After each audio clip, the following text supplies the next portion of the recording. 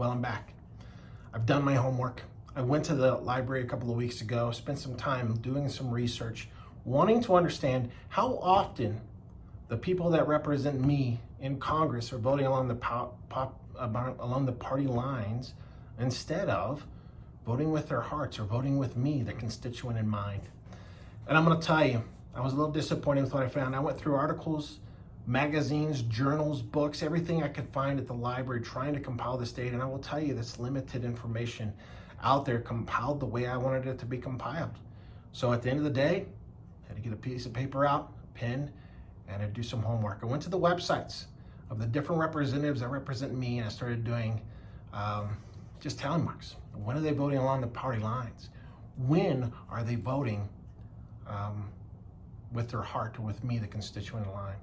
And I don't know what the right number is. I don't. But I can tell you in the 1940s, it was about 60% of the time that someone, a politician, voted along their party lines.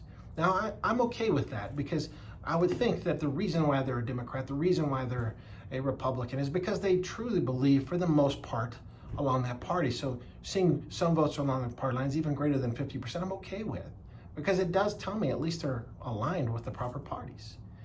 But what I found was very disturbing. As I did my homework, I found more than 90% of the time, our current politicians are voting along the party lines.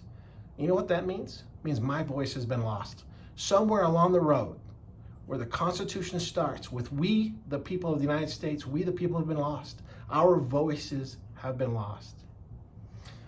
As I was doing my research, I came across a very great, very unique quote from a great president, our first ever president, George Washington.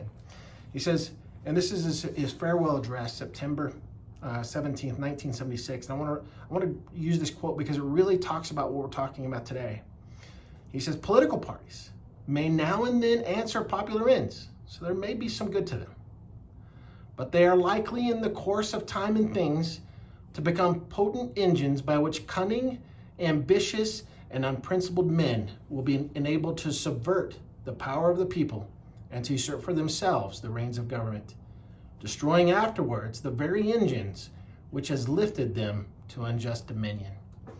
And I'm taking those words and I'm thinking about them as I'm doing my homework, and I realize he's right. What's broken in this country is our political parties. What's broken in this country is that the far left and the far right get way too much of the press. When the majority of people, the middleists like me, the people that sit in the middle, they're the ones that are left out. So join me next week. We're going to talk about the two ways that this can be fixed. My name is Edward Dunn. I appreciate you taking the time to listen to this today.